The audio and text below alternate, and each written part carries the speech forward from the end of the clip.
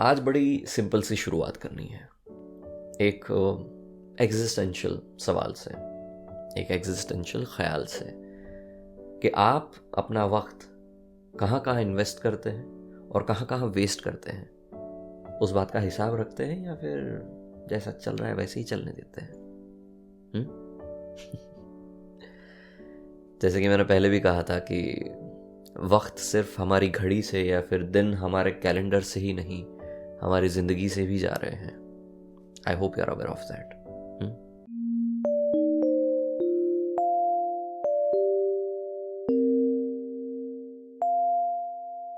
हाय, मेरा नाम है आरजे वशिष्ठ और आप सुन रहे हैं, देख रहे हैं, सुन रहे तो हो गया 7 दिन पहले। अरे आपको पता नहीं है? सो लफ्जों की मोती अपना जो पॉडकास्ट है वो स्पॉटिफाई के साथ एक्सक्लूसिव है, राइट? तो पूरा जहां देखे उसके 7 दिन पहले वहां पे आ जाता है। ये तो आपको पता ही है ना? नहीं पता है? एक और बात भी है, एक और एपिसोड आता है जो सिर्फ और सिर्फ वहीं पे जाता है और कहीं पे भी आप देख नहीं सकते। तो ये दोनों चीजें आप सबसे पहले करना चाहते हैं, सबसे पहले सुनना चाहते हैं, then go to Spotify and follow my podcast लफ्जों के मोती। इसी एब्रप्ट अनाउंसमेंट के साथ आज के सफर का आगाज करते हैं। कुछ मेरी, कुछ आपकी बात करते हैं, बस यूं ही। बाय द वे, वीडियो को लाइक जरूर से कीजिएगा। आपको मैं बोलता नहीं हूं तो आप करना भूल जाते हो। Like the video, thank you. चलो, अच्छा एक बात बताइए, सच बताना, आपको कभी बुरा लगता है जब दोस्ती टूटती है? मतलब मिसअंडरस्टैंडिंग होना, मिसकम्युनिकेशन होना, झगड़ा हो जाना, ये सब ठीक है, पर उसकी वजह से या फिर किसी भी वजह से वो दोस्ती का टूट जाना, दोस्ती का ब्रेकअप, बुरा लगता है? ऑफ कोर्स, मैं भी क्या पूछ रहा हूँ सबको बुरा लगता है कि यार इतनी प्यारी दोस्ती थी, इतने सारे अच्छे याराने थे, सारे टूट गए, सारे छूट गए। बुरा तो लगता है। और ऐसा नहीं है कि हमने ट्राई नहीं किया उसको रिजॉल्व करने का, पर हुआ नहीं, या फिर होने दिया नहीं, या फिर अब मन नहीं है क्योंकि असली चेहरा पहचान लिया हमने। जो भी हो, उस बात को जरा बयां करते हैं जिसको लिखा है खातिर गजनवी जी ने। जरा सी बात पे बरसों के याराने गए, जरा सी बात पे बरसों के याराने गए, लेकिन इतना तो हुआ कि कुछ लोग पहचाने गए।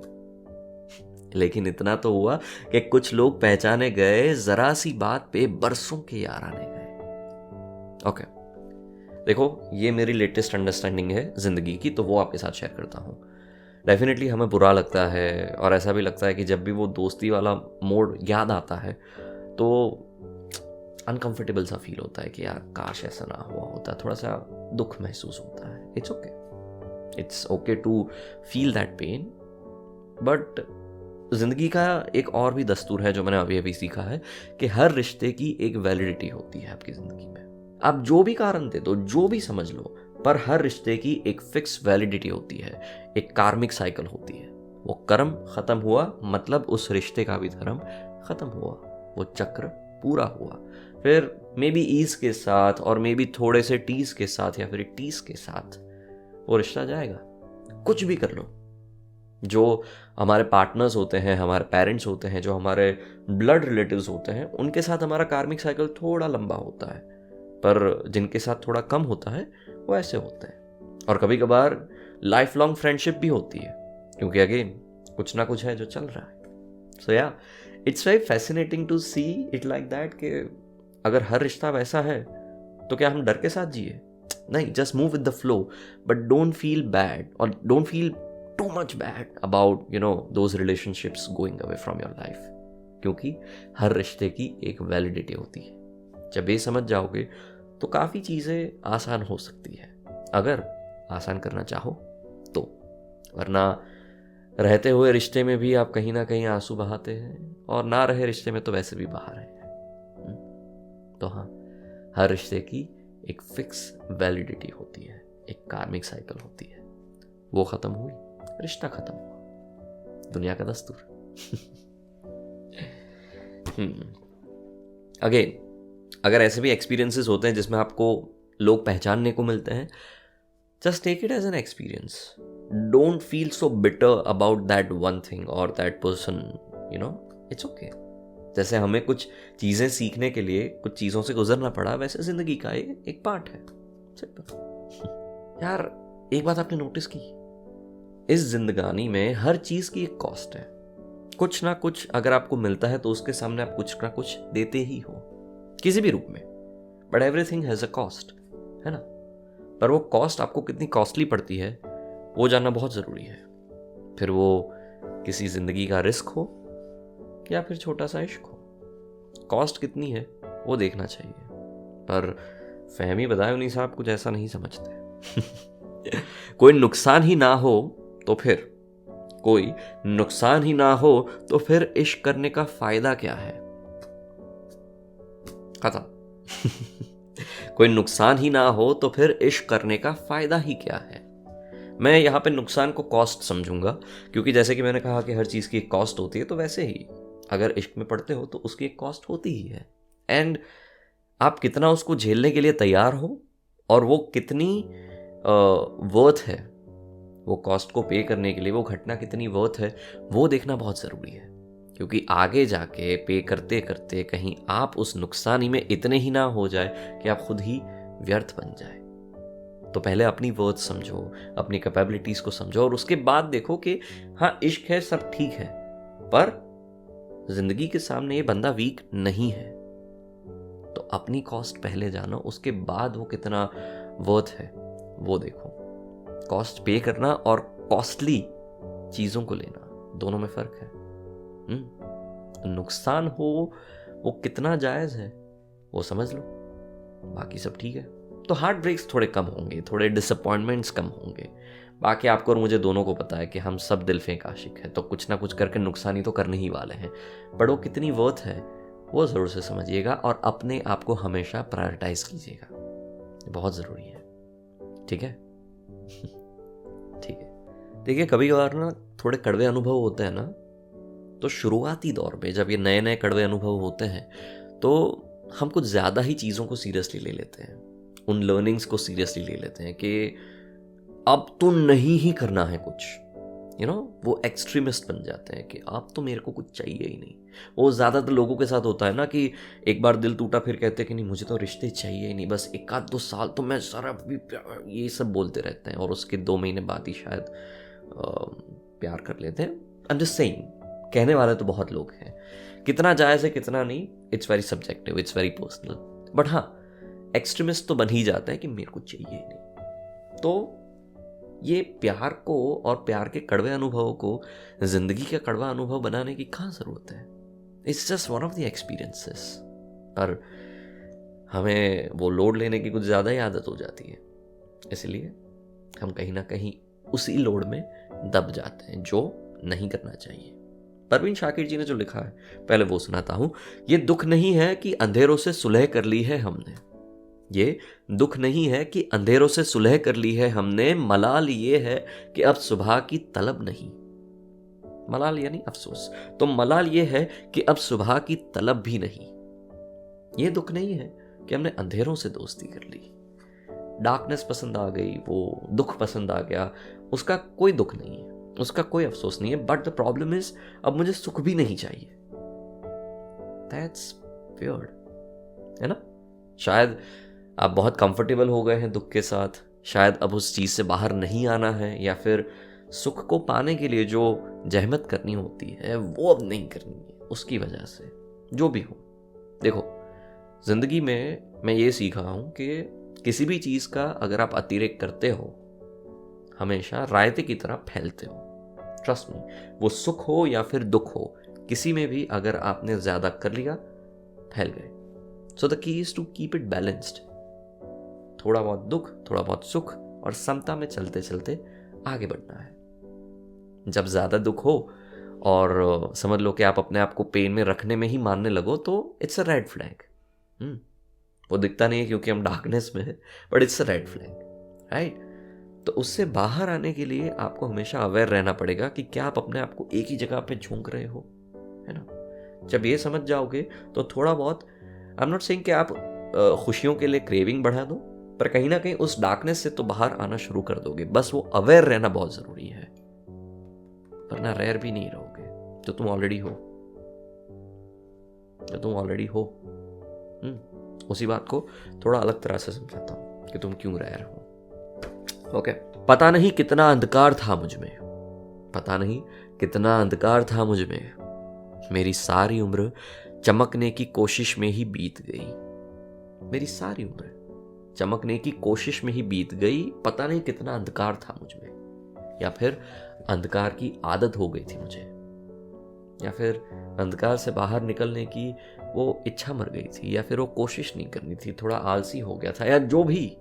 पर अंधकार में रहे और फिर कोशिश भी करते रहे कि चमकते रहे। कैसे होगा? आपको सिर्फ अपनी जगह बदलनी है।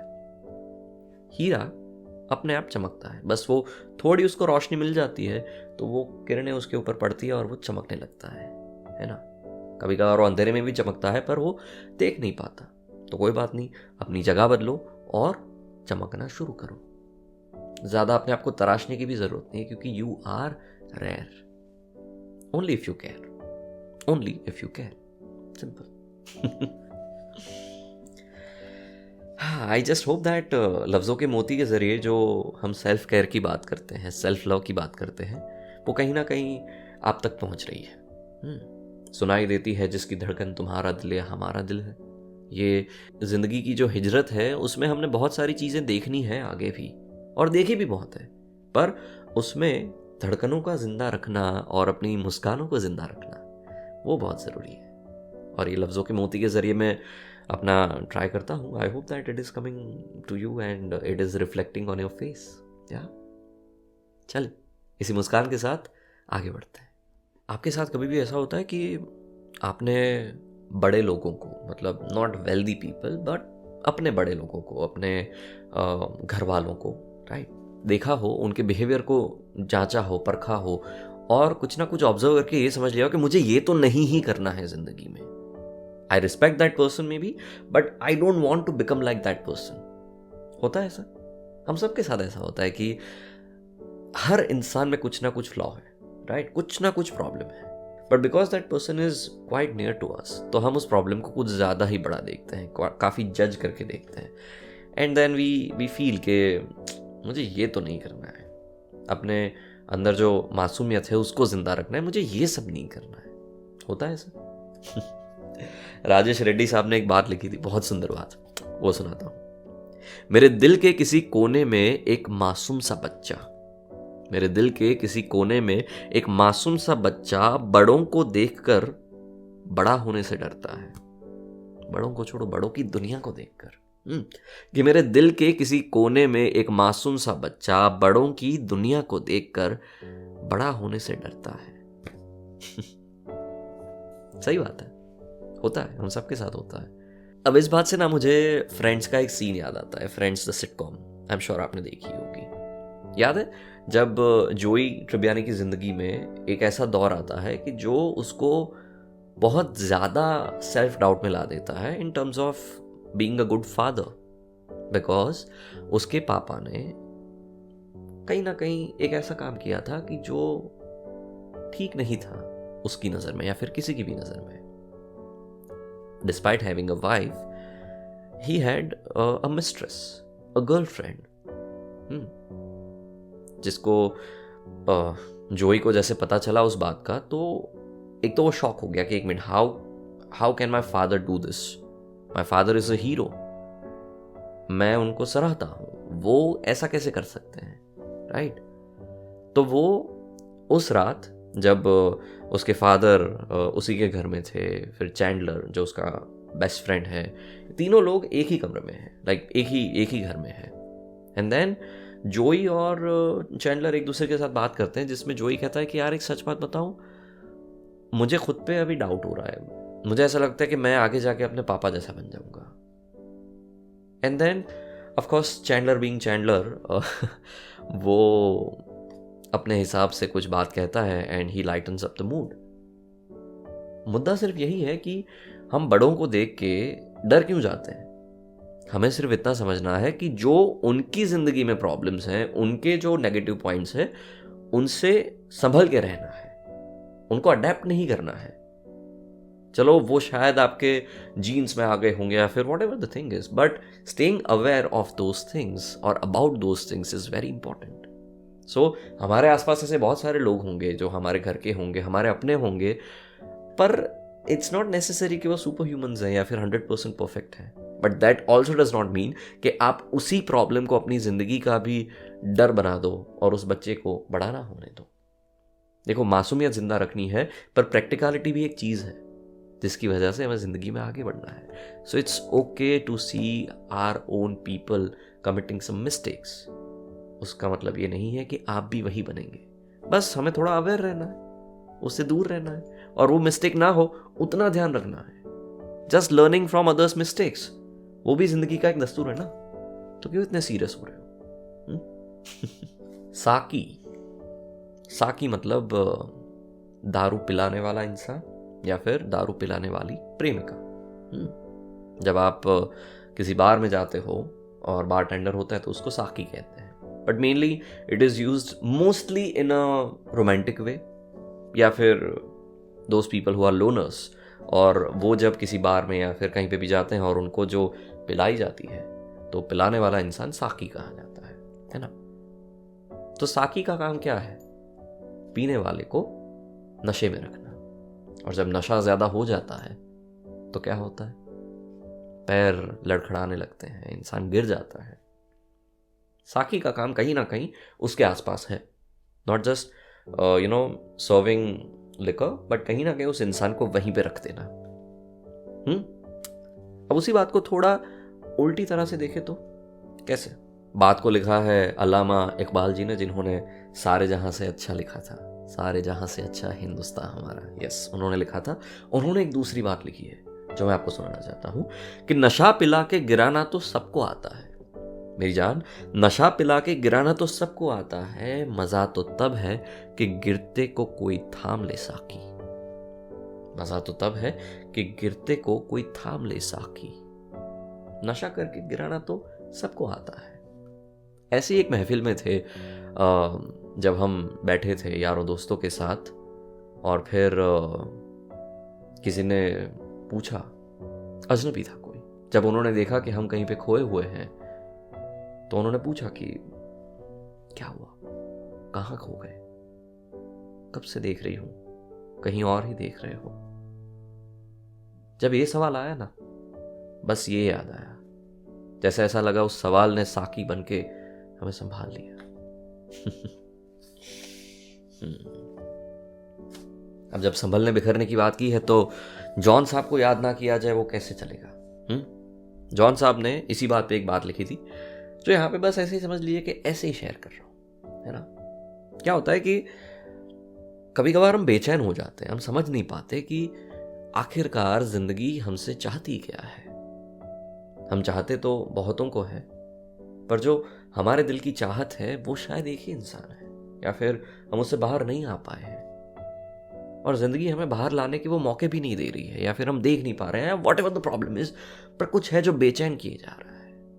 वो शायद मेरी आवाज में भी आपको सुनाई पड़ रहा है. कुछ है कि जो कहीं ना कहीं आपको वहीं पे गिराया जा रहा है. तो उसी बात को बयां करने के लिए जॉन साहब ने जो लिखा था वो यहाँ पे आपके साथ शेयर करता हूं कि ये मुझे चैन क्यों नहीं पड़ता मेरी जान, ये मुझे चैन क्यों नहीं पड़ता. एक ही शख्स था जहां में क्या, एक ही शख्स था जहां में क्या, ये मुझे चैन क्यों नहीं पड़ता. चैन शायद इसलिए नहीं पड़ता, या फिर वो एक ही शख्स इसलिए दिखता है क्योंकि अभी भी अटैचमेंट है उस इंसान से. उसको दूर करना ना करना आपके हाथों में है. पर ये समझना बहुत जरूरी है कि जब आप किसी भी चीज पे, किसी भी इंसान पे स्टक हो, even after losing the contact, you are still connected, yeah right. तो ये समझना बहुत जरूरी है कि इसलिए भी हो रहा है क्योंकि the attachment has not gone away. जब वो जाएगा तब शायद धीरे धीरे दूसरे इंसान देखने को आएंगे. जब वो धुंधलापन जाएगा तभी सामने का नज़ारा ठीक से दिखेगा. पर अभी तो आप शायद पुराने गमगीन बादलों में हो, या फिर किसी अलग से धुएं में हो. जब धुआं आंखों से निकलना बंद हो जाएगा, आंसू निकलने बंद हो जाएंगे, तब थोड़ी क्लैरिटी के साथ दिखेगा. पर उसकी शुरुआत यही अंडरस्टैंडिंग से होगी कि अभी भी अटैचमेंट है, and now it's time to move on. चलिए मेरी जान, आज का पॉडकास्ट बस यहीं तक. अगर पसंद आया हो तो जल्दी से इसको लाइक कर दीजिएगा, शेयर कर दीजिएगा, कमेंट में बताइएगा कि कौन सी बात अच्छी लगी थी, राइट। ये सुकून का सफ़र आपको अगर किसी और ख्याल में भी ले जाता है और वो ख्याल अगर आप शेयर करना चाहें, then comment box is all yours, please let me know. तो बस इसी बात के साथ आज के इस सफ़र को यहीं तक रखते हैं। I will see you very soon in my next video. तब तक आप अपना ख्याल रखिए, कीप मुस्कुराना, बाय बाय।